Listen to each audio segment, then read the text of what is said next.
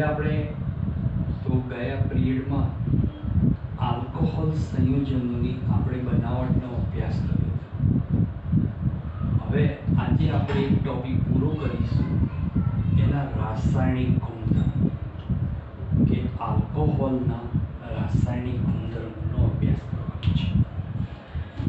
તો સૌથી પહેલા કે ભાઈ આલ્કોહોલ, તો એક વસ્તુ સમજી લો કે આલ્કોહોલ બે પ્રકારની પ્રક્રિયાઓ કરે છે કે આલ્કોહોલ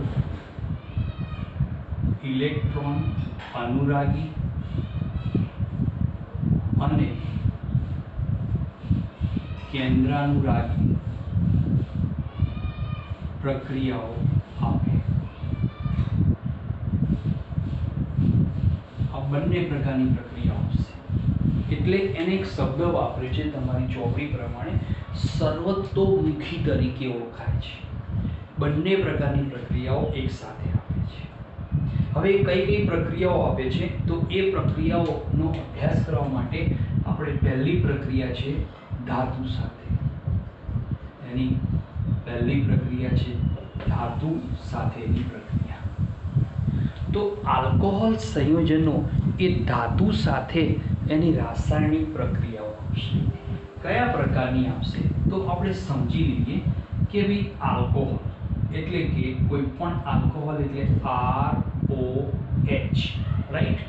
હવે એ ધાતુ સાથે પ્રક્રિયા આપે, ધારો કે સોડિયમ ધાતુ લઈએ તો સોડિયમ ધાતુ એની સાથે પ્રક્રિયા આપશે તો શું કરશે, એમાંથી RONA બનાવશે અને વત્તા હાઇડ્રોજન વાયુ એમાંથી છૂટો પડે છે। બેલેન્સ કરવા માટે મેં 1/2 કહ્યું। એટલે આ જે પદાર્થ બન્યો એનું નામ છે સોડિયમ આલ્કોક્સાઇડ બનાવે છે। આ શું બનાવશે, સોડિયમ આલ્કોક્સાઇડ બનાવશે। ફરીથી કે આલ્કોહોલ સોડિયમ ધાતુ સાથે પ્રક્રિયા કરે છે એટલે એ સોડિયમ આલ્કોક્સાઇડ બનાવશે અને એમાંથી હાઇડ્રોજન વાયુ છૂટો પાડે છે। તમારી ચોપડીમાં બીજું ધાતુ તત્વ આપેલું છે કે તમે મેગ્નેશિયમ વાપરો, બરાબર, મેગ્નેશિયમ પણ વાપરી શકાય છે। તો એની સાથે RONG, બરાબર, એટલે એને કહેવાય મેગ્નેશિયમ આલ્કોક્સાઇડ તરીકે ઓળખાય છે અને છૂટો શું પાડશે, હાઇડ્રોજન વાયુ એમાંથી છૂટો પાડે છે, બરાબર। તો સક્રિય ધાતુ તત્વો સાથે sodium, magnesium, mercury, cobalt, zinc આ બધી સક્રિય ધાતુ તત્વો છે। એમની સાથે પ્રક્રિયા કરીને શું બનાવે, ધાતુના આલ્કોક્સાઇડ અને હાઇડ્રોજન વાયુ મુક્ત કરે છે। તો અહીંયા આ જે પ્રક્રિયા થાય છે તો એના પરિણામે એવું સાબિત થયું કે જે આલ્કોહોલ સંયોજનો છે એ કેવા કહેવાય છે, નિર્બળ એસિડ તરીકેનો ગુણધર્મ ધરાવે છે। નિર્બળ એસિડિકતાનો ગુણધર્મ છે એની અંદર, જે આપણે ગયા પિરિયડમાં જોઈ ગયા હતા, ભૌતિક ગુણધર્મ। બીજી પ્રક્રિયા જોઈએ કે ભાઈ નિર્બળ એસિડ તરીકેનો ગુણધર્મ ધરાવતા હોય તો કોઈ પણ બેઝ સાથે પણ પ્રક્રિયા કરે અને બેઝ સાથે પ્રક્રિયા કરે એટલે એમાંથી એનું શું બનાવે, સંયુગ્મી બેઝ બનાવશે, બરાબર। તો એમાંથી જે રાસાયણિક પ્રક્રિયા દ્વારા એનું જે નિર્માણ થાય તો એ નિર્માણની અંદર આપણે વાત કરીએ કે ભાઈ ROH આ કેવો છે, એસિડ છે, બરાબર। જ્યારે એની કોઈ બેઝ સાથે પ્રક્રિયા થાય તો બેઝ તરીકે લઈ લઈએ આપણે, તો બેઝ તરીકે ધારો કે કોઈ બીજ છે, ઋણ બીજ ભારિત ઇલેક્ટ્રોન યુગ્મ ધરાવતો આ કોઈ પણ પ્રકારનો બેઝ છે, એની સાથે આ પ્રક્રિયા કરે એટલે એ શું બનાવશે તો RO કેવો બનાવશે, ઋણ બીજ ભારિત, અને આ કેવો બનશે, BH બનાવશે। B મીન્સ બેઝ, ગમે તે બેઝ હોઈ શકે, ગમે તે બેઝમાં તમે OH માઇનસ લઈ લો તો H2O છૂટો પડે, રાઈટ।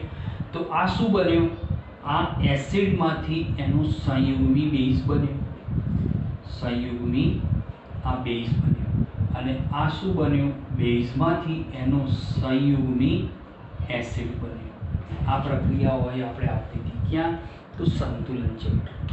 કોઈ નિર્બળ એસિડ હોય એ બેઝ સાથે પ્રક્રિયા કરે તો એ એસિડ એનું સંયુગ્મી બેઝ બનાવે, અને જે બેઝ છે એ પોતાનો સંયુગ્મી એસિડ બનાવે છે. બરાબર?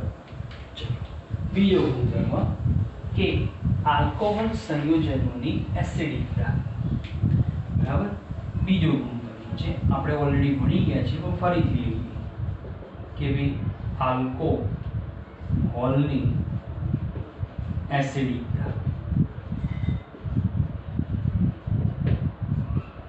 કે આલ્કોહોલ સંયોજનોની એસિડિકતાનો ગુણધર્મ.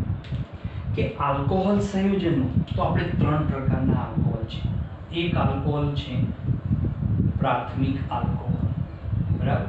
એટલે આપણે CH2OH લખ્યું એટલે તમને ખ્યાલ આવે, RCH2OH. પછી છે દ્વિતીયક આલ્કોહોલ R2. પછી છે તૃતીયક આલ્કોહોલ. બરાબર? એ ત્રણ આલ્કોહોલ દર્શાવે છે.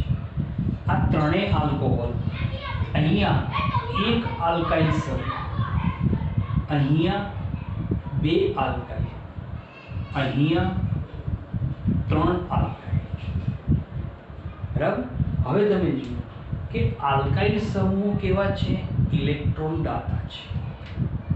તો આલ્કાઇલ સમૂહો કે જે કોઈ કાર્બનના કેન્દ્ર સાથે જોડાય અને એ કાર્બન OH સમૂહ સાથે જોડાયેલો છે એટલે ઓક્સિજનની વિદ્યુતઋણતા વધારે છે, એટલે વીજભાર ઘનતા ક્યાં જશે? કાર્બનથી ઓક્સિજનના સેન્ટર ઉપર જશે. અહીંયા વીજભાર ઘનતા વધી જશે કે બે આલ્કાઇલ છે, અહીંયા વીજભાર ઘનતા હજુ પણ વધી જશે. ત્રણ આલ્કાઇલ છે એટલે શું થયું કે એસિડિકતાનો ગુણધર્મ આ કાર્બન ઓછો ઋણ વીજભારી બનશે. અહીંયા કાર્બન કેવો બનશે? વધુ ઋણ વીજભારી. પરિણામે એસિડિકતા તો પ્રાથમિક આલ્કોહોલ જે છે આ 1 ડિગ્રી, આ 2 ડિગ્રી અને આ 3, કે પ્રાથમિક આલ્કોહોલ એ વધુ એસિડિક છે, જ્યારે તૃતીયક આલ્કોહોલ એની એસિડિકતા ઓછી હોય છે. નેક્સ્ટ બીજો ગુણધર્મ છે તો એસ્ટરીકરણની પ્રક્રિયા. ત્રીજો ગુણધર્મ એસ્ટરીફિકેશન જેને કહેવાય છે.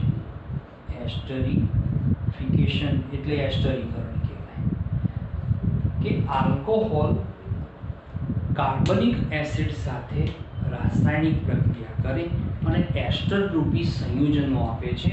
એની સાથે ત્રણ રીતે પોતે પ્રક્રિયા કરશે. કઈ રીતે પ્રક્રિયા કરે તો એને સમજવા માટે આપણે લઈએ કે ભાઈ આલ્કોહોલ સંયોજન એટલે ROH. બરાબર? એમની પ્રક્રિયા કાર્બોક્સિલિક એસિડ સાથે થાય. કોઈ પણ સંયોજન હોય કાર્બોક્સિલિક એસિડ, તો આ પ્રક્રિયા જે થાય છે એ પ્રક્રિયા તો ખનિજ એસિડના 2-3 ટીપા નાખવા પડે અને ગરમ કરો એટલે શું થશે? આમની વચ્ચે પ્રક્રિયા થશે એટલે RCOOR અને આને ડેશ કરી એટલે જુદા પડે. તો આ રીતનું એક સંયોજન બનશે અને પાણીના અણુઓ છૂટા પડે છે. આ જે સંયોજન બનાવ્યું એને આપણે કયું કહીએ છીએ? એસ્ટર સંયોજન કહીએ છીએ. મીઠી સફરજન જેવી વાસ ધરાવતા સંયોજનોનું નિર્માણ કરે છે. તો કોઈ પણ આલ્કોહોલ કોઈ પણ કાર્બોક્સિલિક એસિડ સાથે પ્રક્રિયા કરે તો આપણે એક ઉદાહરણ લઈ લઈએ, વધારે નહીં લેતા, એક લઈએ. ચલો કોઈ પણ આલ્કોહોલ તો CH3 CH2OH એની પ્રક્રિયા CH3 COOH સાથે કરવામાં આવે. કોની હાજરીમાં? તો ભાઈ સાંદ્ર H2SO4ના 2-3 ટીપા નાખવા પડે, ફરજિયાત નાખવા પડે, અને એમની વચ્ચે આ પ્રક્રિયા થશે સંયોજન CH3 COO CH2 CH3 વત્તા H2O એમાંથી છૂટું પડશે. તો સંયોજન બન્યું આ ઇથાઇલ મિથાઇલ એસ્ટર. IUPAC નામ તમે શીખી ગયેલા છો. ઇથાઇલ મિથાઇલ એસ્ટરનું નિર્માણ કરશે. આ પહેલી પ્રક્રિયા. હવે એસ્ટરીકરણ માટે તમે કાર્બોક્સિલિક એસિડ સિવાયના પણ સંયોજનો વપરાય, પણ એ કોની હાજરીમાં પ્રક્રિયા કરશે? તો પિરિડીન જેવા બેઝની હાજરીમાં. જેમ કે RCH2OH આ આલ્કોહોલ, બરાબર, RCH2OH. આ પ્રક્રિયા એસિડ ક્લોરાઇડ આપણે ભણી ગયા ક્રિયાશીલ. પછી બીજો આવે છે એસિડ એનહાઇડ્રાઇડ, બરાબર. આ બંને પ્રક્રિયા કરે ખરા, પણ કોની હાજરીમાં કરે? પિરિડીન નામનો બેઝ આવે છે, તો એની હાજરીમાં આ રાસાયણિક પ્રક્રિયા થાય.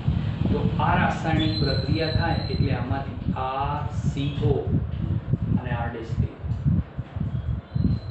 બરાબર. તો અહીંયાથી HCl દૂર થશે અને અહીંયા બનશે RCOO CH2R વત્તા HCl છૂટો પડશે. શું બન્યું? એસ્ટર બને છે, બરાબર. આ હાઇડ્રોજન, આ ક્લોરીન HCl બનાવશે, RCO એની સાથે આ ઓક્સિજન અને આ ક્રિયાશીલ સમૂહ જોડી જશે એટલે એસ્ટર સંયોજન બનશે. ચલો એસિડ એનહાઇડ્રેટ લેવામાં આવે તો પણ RCOO CH2R અને અહીંયા ઉપનિપજ બનશે આવી RCOOH બનાવશે, બરાબર. તો જોઈ કે એસિડિક એનહાઇડ્રેટ લેવામાં આવે કોઈ પણ તો પિરિડીન બેઝની હાજરીમાં એસ્ટર તો બનશે જ, પણ સાથે સાથે એમાં ઉપનિપજ બનશે કાર્બોક્સિલિક એસિડ બને છે, બરાબર. ચલો આપણે એસિડ એનહાઇડ્રેટનું એક ઉદાહરણ લઈએ. પ્રક્રિયામાં આ પ્રક્રિયાનું ઉદાહરણ લઈએ. આલ્કોહોલ છે મિથેન. અહીંયા પદાર્થ લઉં છું CH3CO twice O, જેને કહેવાય છે એસિટિક એનહાઇડ્રેટ, બરાબર. આ પ્રક્રિયા કોની હાજરીમાં થશે? તો પિરિડીન બેઝની હાજરીમાં. તો જો નિપજ શું બનશે? તો CH3COO CH3 અને વત્તા CH3COOH બની ગયું. આ શું બન્યું? ડાયમિથાઇલ એસ્ટર બન્યું અને કાર્બોક્સિલિક એસિડ એમાંથી છૂટો પડે છે, બરાબર. ચલો એના પછી ચોથી પ્રક્રિયા છે કે એસ્ટરીકરણ સિવાયની ચોથી પ્રક્રિયા કે જેની અંદર હાઇડ્રોજન હેલાઇડ સાથેની પ્રક્રિયા લઈએ. નેક્સ્ટ પ્રક્રિયા HX સાથે ની પ્રક્રિયા. HX સંયોજનો સાથે એની રાસાયણિક પ્રક્રિયાની વાત કરીએ તો કોઈ પણ આલ્કોહોલ સંયોજન ROH કોઈ પણ હાઇડ્રોજન હેલાઇડ સંયોજનો સાથે પ્રક્રિયા કરે એટલે એમાંથી હેલો આલ્કેન અને પાણીનો અણુ છૂટો પડે છે. આ પ્રક્રિયા તમે ક્યાં ભણી ગયા? હેલો આલ્કેનની બનાવટમાં જોઈએ તમે કે પ્રાથમિક આલ્કોહોલની HX HCl HBr એની સાથે તમે પ્રક્રિયા કરો તો તમને hello alkane, chloro alkane, bromo alkane અને પાણીના અણુઓ છૂટા પડે છે, બરાબર. આ રાસાયણિક પ્રક્રિયાનો તમે આગળના ચક્રમાં અભ્યાસ કરી ગયા. પણ આ જે પ્રક્રિયા થાય છે એ પ્રક્રિયા સીધી થતી નથી. તો આમાં કોણ વપરાય છે? નિર્જળ ZnCl2 વપરાય છે ઉદ્દીપક તરીકે. અને આ જે પ્રક્રિયક છે આટલો, આ પ્રક્રિયક એને કયો કહેવાય છે? લ્યુકાસ પ્રક્રિયક તરીકે ઓળખાય છે. એટલે આ કસોટીનું નામ બીજું છે લ્યુકાસ કસોટી પણ કહેવાય છે. બરાબર, તમે આગળના 10મા ચેપ્ટરમાં ભણી ગયા છો. ઓકે, ચલો નેક્સ્ટ બીજો પદાર્થ છે તો ફોસ્ફરસ ટ્રાયહેલાઇડ સાથેની પ્રક્રિયા. એ પણ તમે ભણી કે ફોસ્ફરસ ટ્રાયહેલાઇડ PX3 સાથેની પ્રક્રિયા. આ પ્રક્રિયા પણ તમે આગળના ચેપ્ટરમાં ભણી ગયા કે શું કર્યું હતું કે પ્રાથમિક આલ્કોહોલ આ પ્રક્રિયા આપે. કયા પ્રાથમિક જ આપશે, દ્વિતીયક તૃતીયક આ પ્રક્રિયા ના. તો PX3 સાથે એની પ્રક્રિયા થાય એટલે એમાંથી તો સંયોજન છૂટવું પડશે RX વત્તા H3PO3 એટલે કે 3 mall hello alkane 3 mall alcohol. આ પ્રક્રિયા આપણે જોઈ ગયા છે.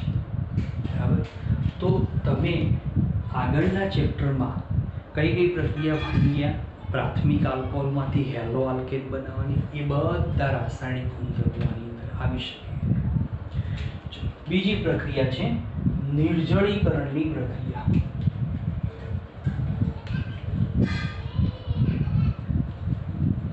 નેક્સ્ટ નિર્જળીકરણ પ્રક્રિયા.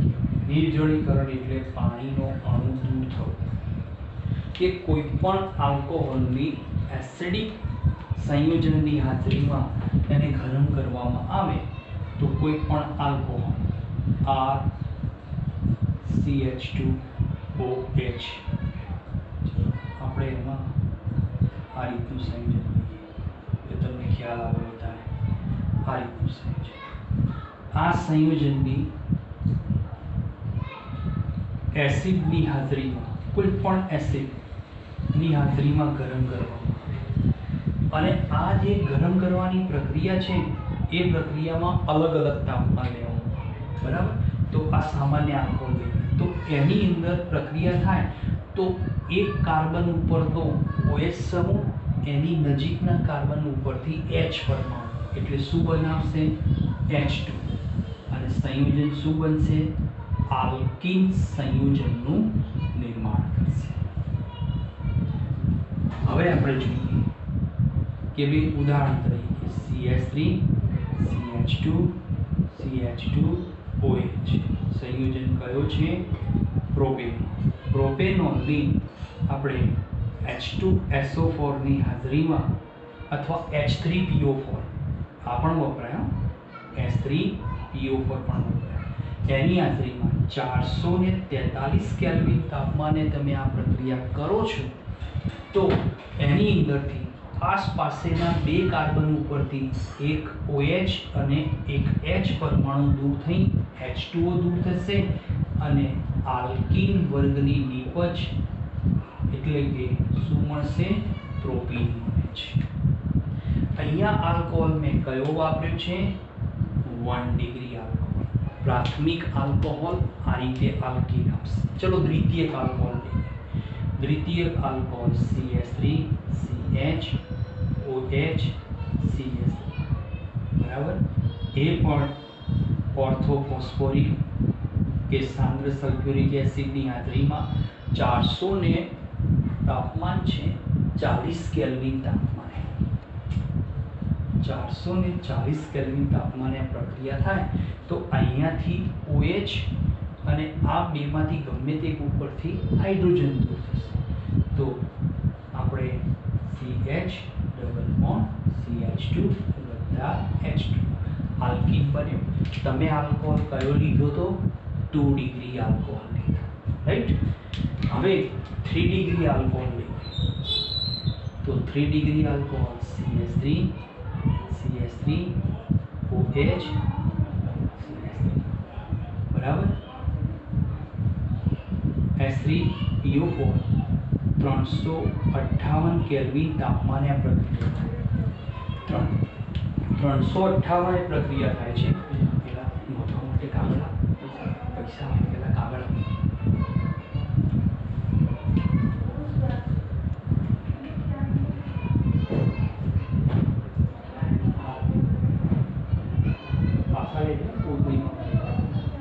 લે એમને કેરી 358 કેલ્વિન તાપમાને આ પ્રક્રિયા થશે. આ પ્રક્રિયા જે થાય કે એની અંદર શું થશે તો OH સમૂહ અને એની નજીકના કાર્બન ઉપરથી H પરમાણુ દૂર થશે. તો એ જે દૂર થાય છે એ પ્રક્રિયામાં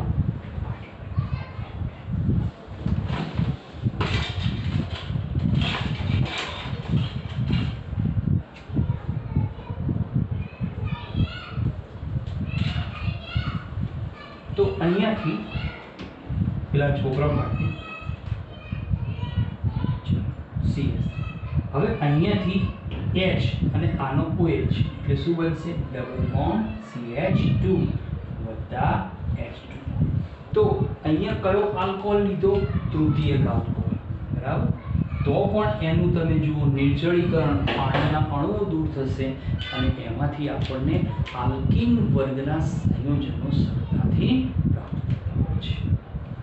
ચલો નેક્સ્ટ આ જે આખી પ્રક્રિયા થાય છે એ પ્રક્રિયા તો એને આખો ક્રિયાવિધિનો તબક્કો આપેલો છે બરાબર કે આ ક્રિયાવિધિનો આખો તબક્કો થાય છે.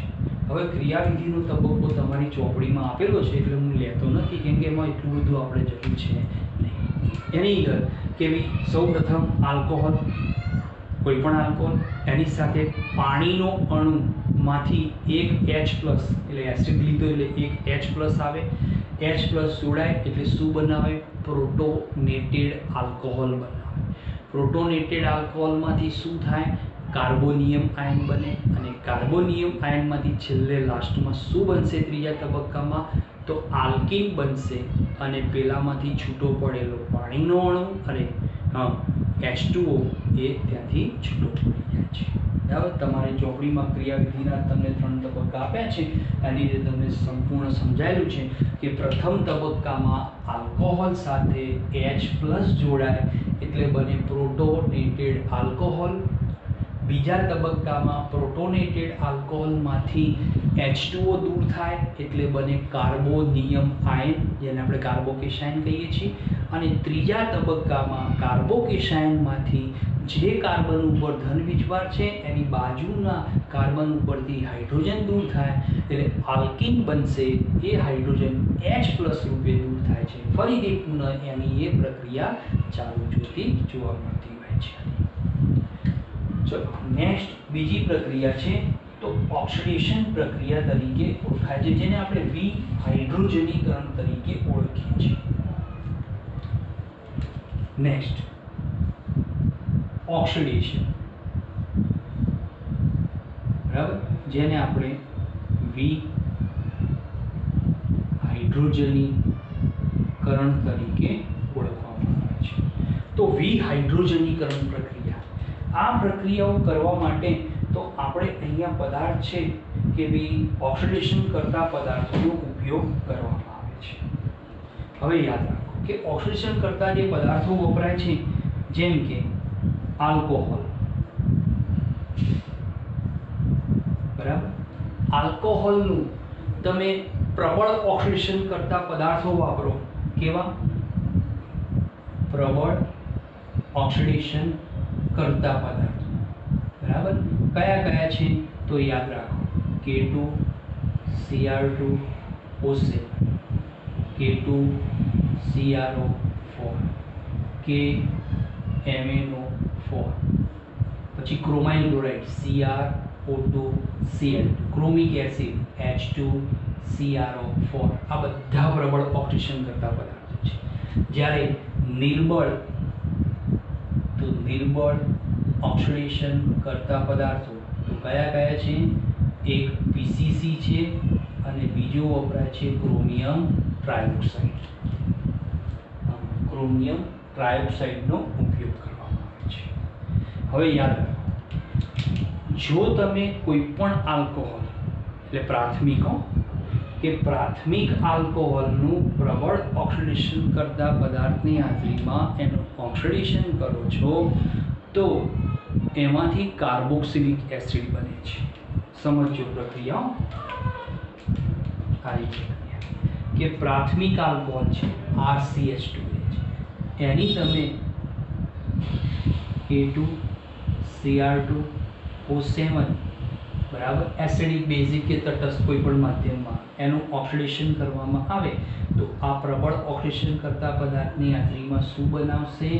કાર્બોક્સિલિક એસિડ બનાવશે. આ શું બનાવશે? Carboxylic acid. તો પ્રાથમિક આલ્કોહોલનું સમજવા જેવી પ્રક્રિયા છે કે પ્રાથમિક આલ્કોહોલમાંથી કાર્બોક્સિલિક એસિડ બનશે. જો તમે દ્વિતીયક આલ્કોહોલ લેશો, કેવો દ્વિતીયક આલ્કોહોલ, તો RCH2 CH3OH આ દ્વિતીયક આલ્કોહોલ 2 ડિગ્રી. એનું તમે KMnO4 લઈને ચલો, એની હાજરીમાં આ ઓક્સિડેશન થાય તો એમાંથી તમને કયું સંયોજન બનશે? તો કીટોન સંયોજન બનાવે છે. કયું બનશે? કીટોન સંયોજન બને છે. બરાબર. કયા આલ્કોહોલમાંથી? 3 ડિગ્રી આલ્કોહોલ 2 ડિગ્રી આલ્કોહોલમાંથી. જ્યારે તૃતીયક આલ્કોહોલ આ પ્રક્રિયા આપતો નથી. તો યાદ રાખજો, વિહાઇડ્રોજનીકરણ જે પ્રક્રિયાઓ છે કોની? આલ્કોહોલ, એને ઓક્સિડેશન કહેવાય. એ પ્રક્રિયાઓમાં જો પ્રબળ ઓક્સિડેશન કરતા પદાર્થો વાપરવામાં આવે તો આલ્કોહોલ પ્રાથમિકનું કાર્બોક્સિલિક એસિડમાં અને દ્વિતીયકનું કીટોનમાં રૂપાંતરણ કરે છે. જ્યારે તૃતીયક આલ્કોહોલનું પ્રબળ ઓક્સિડેશન કરતા પદાર્થ ઓક્સિડેશન કરી શકતો નથી. એનું કારણ કે તૃતીયક આલ્કોહોલમાં જે કાર્બન ઉપર OH છે એ કાર્બન પાસે હાઇડ્રોજન હોતો નથી. બરાબર, ક્લિયર? હવે આપણે નિર્બળ ઓક્સિડેશન કરતા પદાર્થો લઈએ. તો નિર્બળ ઓક્સિડેશન કરતા પદાર્થો લેવામાં આવે નિર્બળ. તો નિર્બળ ઓક્સિડેશન કરતા પદાર્થો તો એની અંદર તો ભાઈ આલ્કોહોલ લેવામાં આવે CH2OH. બરાબર. તો PCC ની હાજરીમાં એનું ઓક્સિડેશન થાય. PCC એટલે પેરિડિનિયમ ક્લોરોક્રોમેટ. પેરિડિનિયમ ક્લોરોક્રોમેટ તરીકે ઓળખાય છે. આ પદાર્થ નિર્બળ ઓક્સિડેશન કરતા છે. એની હાજરીમાં જે આલ્કોહોલ સાથે એની પ્રક્રિયા થશે તો આલ્કોહોલ સાથે એની આખી પ્રક્રિયા થાય એટલે એમાંથી આલ્ડીહાઇડ બનાવશે. RCHO બનાવશે. તમે જુઓ, આલ્કોહોલ પ્રાથમિક લીધો, પ્રબળ ઓક્સિડેશન કરતા પદાર્થ તો કાર્બોક્સિલિક એસિડ, અને તમે એની જગ્યાએ નિર્બળ ઓક્સિડેશન કરતા પદાર્થ લો છો તો આલ્ડીહાઇડ નિપજોનું નિર્માણ થાય છે. એ જ રીતે તમે દ્વિતીયક આલ્કોહોલ લેવામાં આવે. બરાબર. આ છે પ્રાથમિક. આ કયું છે? પ્રાથમિક. હવે તમે દ્વિતીયક આલ્કોહોલ લો છો કે દ્વિતીયક આલ્કોહોલ CH3 CH CH3OH. બરાબર.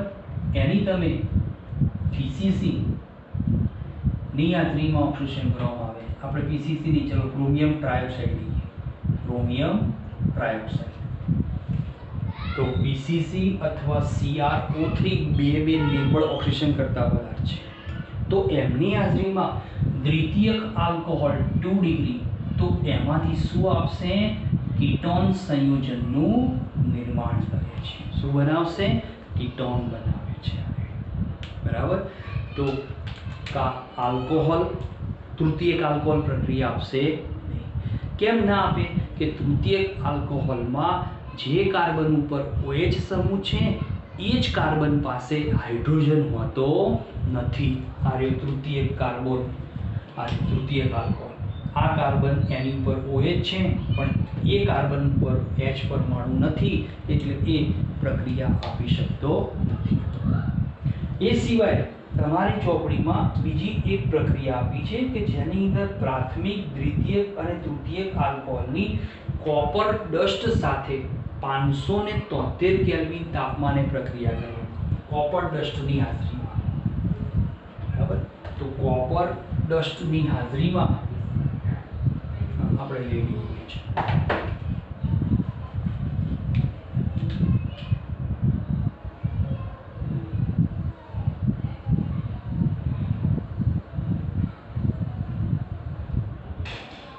નેક્સ્ટ, કેવી આલ્કોહોલ, કયો લઈએ? પ્રાથમિક આલ્કોહોલ, CH3 CH2OH. એની પ્રક્રિયા તો આ છે પ્રાથમિક આલ્કોહોલ. કયો છે? 1 ડિગ્રી. આ પ્રાથમિક આલ્કોહોલની કોપર ડસ્ટ અને 573 કેલ્વિન તાપમાને એને તમે ગરમ કરો છો તો રાસાયણિક પ્રક્રિયા થઈ એમાંથી તમને આલ્ડીહાઇડ સંયોજન બનશે, CH3CHO બનાવશે. બરાબર? ઇથેનોલ, એમાંથી ઇથેનાલ બન્યું. બીજી પ્રક્રિયા, જો તમે દ્વિતીયક આલ્કોહોલ લો છો, બરાબર, અને એની પ્રક્રિયા તો એ આ તમારો છે 2 ડિગ્રી આલ્કોહોલ. એની પ્રક્રિયા કોની સાથે કરો છો? કોપર ડસ્ટ એટલે રજ કહેવાય, અને 573 કેલ્વિન તાપમાને પ્રક્રિયા કરો એટલે તમને સંયોજન આપશે, કીટોન આપે છે, CH3CO CH3 આપે છે. કીટોન સંયોજનનું નિર્માણ કરે છે. અને જો તમે તૃતીયક આલ્કોહોલ લેતા હોય, કેવો? તૃતીયક આલ્કોહોલ, તો CH3C CH3OH CH3. એની તમે કોની સાથે પ્રક્રિયા કરો? કોપર રજ 573 કેલ્વિન તાપમાને આ પ્રક્રિયા કરવામાં આવે તો એમાંથી તમને નીપજ CH3C CH3 double bond CH2 આ આલ્કીન નીપજનું નિર્માણ થાય છે. તો તમે સમજો કે ઓક્સિડેશન એટલે વિહાઇડ્રોજનીકરણ પ્રક્રિયા. આ પ્રક્રિયામાં જો તમે નિર્બળ ઓક્સિડેશન કરતા પદાર્થ લીધા હોય તો પ્રાથમિક અને દ્વિતીયક આલ્કોહોલ, તો પ્રાથમિક આલ્ડીહાઇડ, દ્વિતીયક કીટોન આપે. બરાબર? પણ જો કોપર રજ અને 573 કેલ્વિન તાપમાને આ પ્રક્રિયકની હાજરીમાં પ્રાથમિક આલ્કોહોલ આલ્ડીહાઇડ, દ્વિતીયક કીટોન અને તૃતીયક જે આલ્કોહોલ છે, કયો? 3 ડિગ્રી આલ્કોહોલ. 3 ડિગ્રી આલ્કોહોલ તો શું આપશે? આલ્કીન સંયોજન બનાવે છે. બરાબર?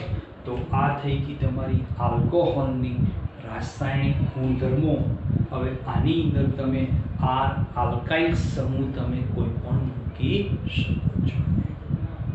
બરાબર? અહીંયા તમારું આલ્કોહોલ આખો વિભાગ, એના રાસાયણિક ગુણધર્મો, તો આલ્કોહોલનું વર્ગીકરણ, બરાબર, આલ્કોહોલનું IUPAC નામકરણ બહુ સિમ્પલ છે. આલ્કોહોલ એ સંયોજનોના ભૌતિક ગુણધર્મો, આલ્કોહોલ એની બનાવટના રીતો અને આલ્કોહોલ એના રાસાયણિક ગુણધર્મોનો આજે આપણે અહીંયા આ ટોપિક તમારો પૂરો થાય છે. બરાબર? આ ટોપિક તમારો પૂરો થાય છે. હવે આપણે નેક્સ્ટ પિરિયડમાં ફિનોલની શરૂઆત કરીશું. બરાબર? મેં તમને પહેલેથી કીધું હતું કે હું 3 ભાગ અલગ અલગથી ચલાવીશ. ચોપડીમાં બધું એક સાથે આપ્યું છે, હું અલગથી ચલાવીશ. હવે ફિનોલ, તો ફિનોલ એના ગુણધર્મો લઈશું. બરાબર? એનું નામકરણ, ગુણધર્મો, પછી આવશે એની બનાવટ કઈ રીતે કરવામાં આવે છે, અને રાસાયણિક પ્રક્રિયાઓ એટલે ગુણધર્મો કેવા પ્રકારના છે, અને પછી ઇથરની શરૂઆત કરીશું. ઓકે.